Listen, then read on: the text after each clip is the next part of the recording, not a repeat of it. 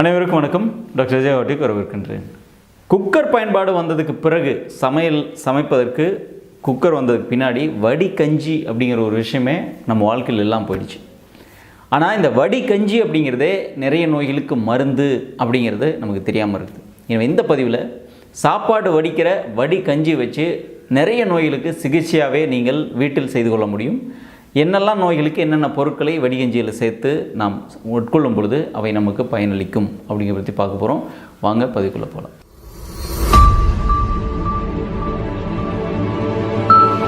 பொதுவாக நவீன காலத்தில் கடந்த அந்த 20 ஆண்டுகளாக நம்ம வாழ்க்கையில் நிறைய மாற்றம் வந்திருக்கு, நோய்களில் நிறைய மாற்றம் வந்திருக்குது.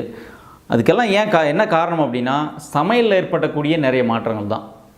அப்போ சமையலில் ஏற்பட்ட பெரிய மாற்றத்தில் ஒன்று என்ன அப்படின்னா, அரிசி வேக வைக்கிறதுக்கு சாப்பாடு செய்வதற்கு நாம் வடிச்சிட்டு இருந்த நாம் குக்கர் பயன்பாட்டுக்குள்ளே வந்தது.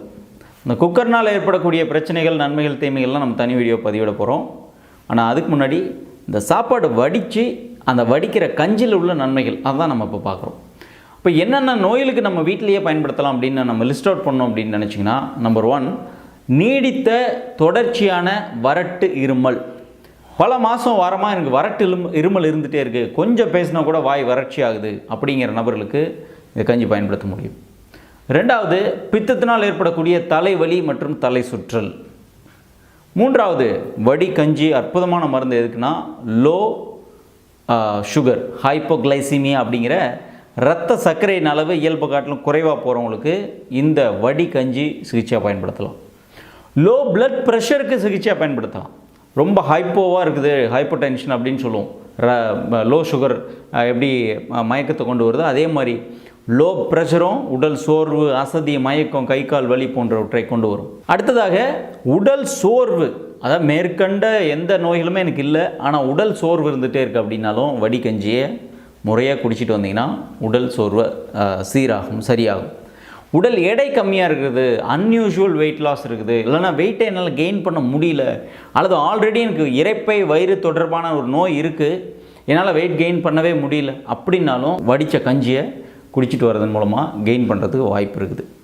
ஸோ இதெல்லாம் ஒரு பெரிய பெரிய மருத்துவர்கிட்ட போய் நீங்கள் நிறைய காசு செலவு பண்ணி சரி பண்ணக்கூடிய பிரச்சனைகள். ஆனால் வீட்லேயே வடி கஞ்சிங்கிறது ஒரு மேஜிக் பண்ணும் அப்படிங்கிறத நீங்கள் செஞ்சு பாருங்கள், உங்களால் எக்ஸ்பீரியன்ஸ் பண்ண முடியும். எப்படி பயன்படுத்தணும் அப்படின்னா, தொடர் மற்றும் வறட்டு இருமல் இது சுவாச மண்டலத்திலேருந்து வர்றது ஒன்று. 2வது, உங்களுக்கு வயிற்றுலேருந்து நிறைய பேருக்கு தொடர் இருமல் ஃபார்ம் ஆகும். எப்படி வயிற்றுலேருந்து இருமலுக்கு என்ன சம்மந்தம் இருக்குது அப்படின்னா, நம்ம ஆல்ரெடி வீடியோ போட்டுக்கிறோம். எல்பிஆர் அதாவது சைலண்ட் ரிஃப்ளெக்ஸ். இந்த சைலண்ட் ரிஃப்ளெக்ஸ் இருக்கிறவங்களுக்கு இறப்பையில் இருக்கக்கூடிய ஹைட்ரோக்ளோரிக் ஆசிடோட காற்று தொண்டை வரைக்கும் வந்துக்கிட்டே இருக்கும், அவங்களுக்கே தெரியாது. ஒரு பேசுகிற வேலை பார்க்குறாங்க அப்படின்னா கொஞ்ச நேரம் பேசின உடனே இருமல் வரும். ஸோ இந்த தொடர் வறட்டு இருமல் இருப்பவர்கள் இந்த ஆசிடை கம்மி பண்ணிங்க, ஆசிடை உள்ளே வச்சுக்கிட்டோம் அப்படின்னா, அல்லது ஆசிடை டைலூட் பண்ணோம் அப்படின்னா இருமல்லேருந்து உடனே வெளியே வரலாம். நீங்கள் இந்த மாதிரி வறட்டு இருமலுக்காக ட்ரீட்மெண்ட் பண்ணவங்க பெரிய பெரிய ஹாஸ்பிட்டலில் நிறைய டாக்டர்லாம் பார்த்துட்டு வருவாங்க. ஆனால் சிம்பிளாக இந்த ரெமெடி சொல்லி எத்தனை பேர் சரி பண்ணியிருப்பாங்க, சரியாக இருக்காங்க. அதில் ஒரு 500 ml வடித்த கஞ்சி, 1 ஸ்பூன் சாப்பாடு, டேஸ்ட்டுக்கு மட்டும் கொஞ்சமாக உப்பு. இது காலையிலேருந்து மாலை வரைக்குமே 1 மணி நேரம் 2 மணி நேரத்துக்கு இடைவெளியில் 100 ml குடிச்சிட்டே வரலாம். அல்லது ஒவ்வொரு டைம் இருமல் ஃபீல் வரும்போதும் ஒரு சிப் மட்டும், ஒரு முழுங்கு மட்டும் நீங்கள் குடிச்சிட்டு வரலாம். ஆனால் ஏதாவது ஒரு ஃபார்மேட்டில் மார்னிங் டு டில் ஈவினிங் ஒரு 1/2 லிட்டர் கஞ்சி நீங்கள் குடிச்சு முடிக்கணும். இதை எவ்வளோ நாள் பண்ணலாம் கணக்கே இல்லை, எவ்வளோ நாள் பண்ணாலும் பிரச்சனை இல்லை. ஒரு மாதம் ஃபுல்லாக ஃபாலோ பண்ணுங்கள். அப்புறம் 2 நாளைக்கு ஒருக்கா, அப்புறம் 3 நாளைக்கு ஒருக்கா மட்டும் பண்ணுறது, அல்லது குவான்டிட்டி ஆஃப் கஞ்சி குறைச்சிக்கிறது, அந்த மாதிரி பண்ணலாம். இது ஆசிடிட்டி, எல்பிஆர், சைலண்ட் ரிஃப்ளெக்ஸ், இதனால் ஏற்படக்கூடிய ட்ரை காஃப்.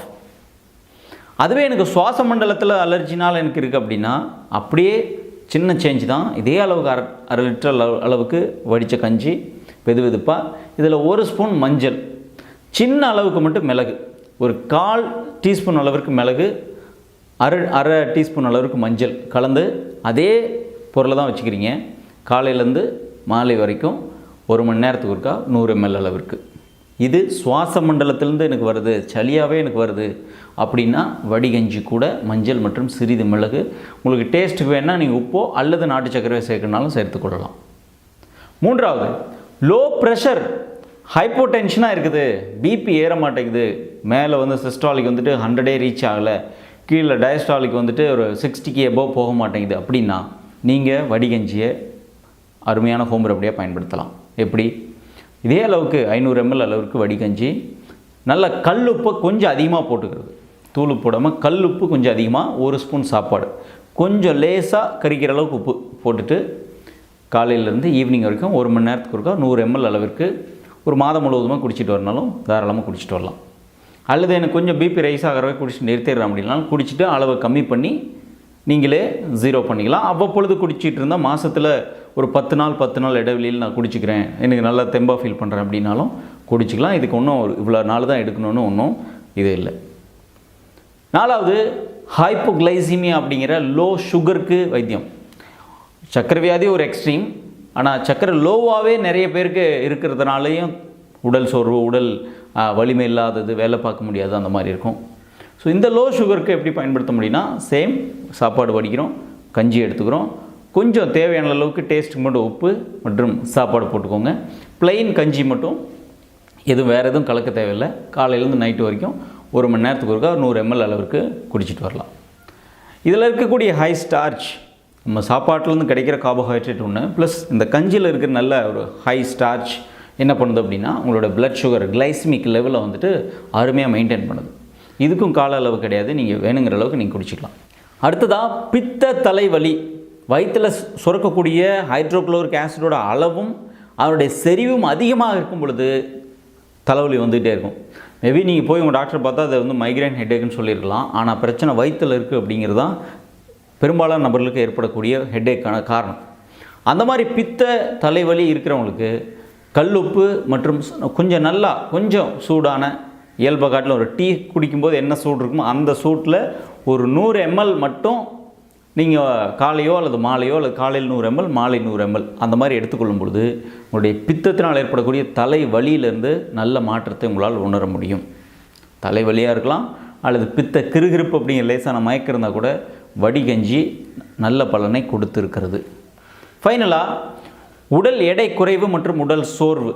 சொன்ன காரணங்கள் இல்லை, ஆனால் வெயிட் கெயின் பண்ண முடியல, வெயிட்டும் எனக்கு ஏற மாட்டேங்குது, உடல் டயர்டாக இருக்குன்னா அவங்களுக்கு ஆற்றல் கம்மியாக இருக்குது அப்படின்னு அர்த்தம், மெட்டபாலிசம் கம்மியாக இருக்குது அப்படின்னு அர்த்தம், ஸ்லோவாக இருக்குது அப்படின்னு அர்த்தம். அப்போ என்ன பண்ணணும் அப்படின்னா நீங்கள் மெட்டபாலிசத்தை ரெகுலேட் பண்ணுற மாதிரி உணவுகள் எடுத்துக்கணும். அதே சமயத்தில் இந்த வடிகஞ்சி தினமும் ஒரு 1/2 லிட்டர் அளவிற்கு பிரித்து குடிச்சிட்டு வந்தோம் அப்படின்னா, சேம் நார்மல் சாப்பாடு ஒரு கல்லுப்பு அந்த மாதிரி போட்டு பிரித்து குடிச்சிட்டு வந்தோம் அப்படின்னா உங்களுடைய உடலினுடைய இயக்கம் வேகமாகுது, உடம்பு சுறுசுறுப்பாகிறத உங்களால் உணர முடியும்.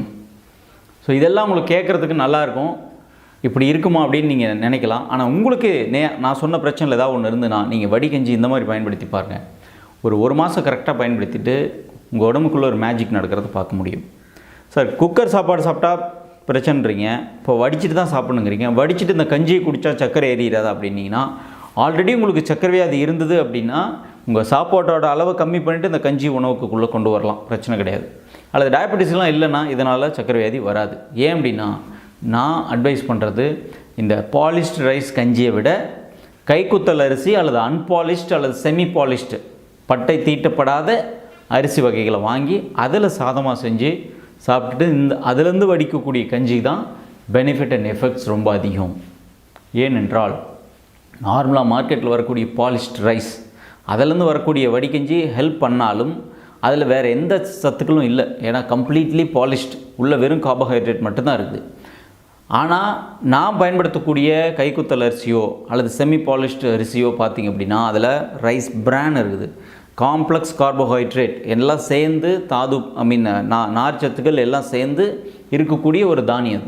அதுலேருந்து கிடைக்கக்கூடிய கஞ்சியினுடைய சத்துக்களும் அதில் வர செரிமானமும் வேறு, பாலிஷ் ரைஸ்லேருந்து கிடைக்கிறது கம்மியாக இருக்கும். எனவே முடிஞ்ச அளவுக்கு இந்த மாதிரி நீங்கள் வைத்தியத்துக்காக வடிகஞ்சி பயன்படுத்தும் போதாவது அட்லீஸ்ட் உங்கள் உள்ளூரில் இருக்கிற விவசாயிகள்டையோ அல்லது பக்கத்தில் கடைகள்லையோ அன்பாலிஷ்டு ரைஸ் வாங்கி பயன்படுத்தினீங்கன்னா மேலும் பயனளிக்கக்கூடியதாக இருக்கும். இந்த அன்பாலிஷ்டு ரைஸ் அரிசியிலேருந்து வடிக்கக்கூடிய வடி கஞ்சி இதனுடைய மகிமை, இதனுடைய வாசனை அதிலே தெரியும். அதை வடிக்கும் பொழுது வரக்கூடிய அந்த வாசம் நம்ம குடிக்க தூண்டும். ஆனால் அதெல்லாம் பயன்படுத்தாத ஒரு பொருளாகவும் அல்லது அப்படி ஒரு விஷயம் இருக்கிறதாவே இன்றைக்கு இருக்கக்கூடிய ஜென்ரேஷன் மக்களுக்கு, குழந்தைகளுக்கு தெரியாது. ஏன்னா வாழ்க்கை முழுவதும் குக்கர்லேயே ஆரம்பித்து குக்கர்லேயே முடியக்கூடிய ஜென்ரேஷன் இருக்குது. எனவே பெரியவங்களுக்கு ஒரு வேளை தெரிஞ்சிருக்கும். ஆனால் பெரியவர்களும் நவீன காலத்துக்கு ஏற்ப தங்களை மாற்றிக்கொண்டதுனால அவர்களுக்கும் இந்த சாப்பாடு வடிக்கணும், வடி கஞ்சி இப்படியெல்லாம் பயன்படுத்தணும் அப்படிங்கிறது அவர்களும் பெரும்பாலும் கைவிட்டுட்டாங்க. எனவே நீங்கள் இதை ஏற்கனவே நான் அனுபவிச்சிருக்கிறேன், வீடியோவை போடுறேன், நாங்கள் மக்கள்கிட்ட பேசியிருக்கிறோம், சொல்லியிருக்கிறோம். அதனால் கிடைக்கக்கூடிய பலன்களை அவங்க சொல்லும் பொழுது அதை சந்தோஷப்படுறோம். மீண்டும் உங்கள்கிட்டையும் வந்து அதை ஷேர் பண்ணுறோம். நீங்கள் எப்படியெல்லாம் உங்கள் சின்ன வயசில் இந்த சாப்பாடு வடிக்கிற கஞ்சியை வச்சு எப்படியெல்லாம் நீங்கள் அனுபவிச்சிங்க, அதனால் என்ன நோய்கள்லாம் உங்களுக்கு குணமாகுது, அல்லது எப்படியெல்லாம் அது ஹோம் ரெமடியாக சின்ன விஷயங்களுக்கெல்லாம் பயன்படுத்திக்கிட்டீங்க அப்படிங்கிறத பற்றி கீழே கமெண்ட் செக்ஷனில் பதிவிடுங்கள்.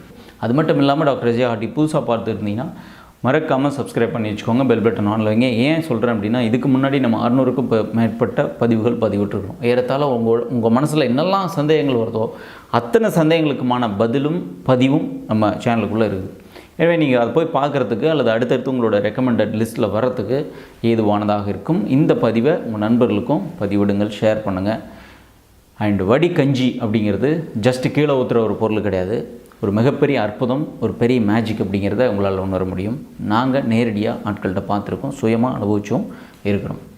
நன்றி, வணக்கம்.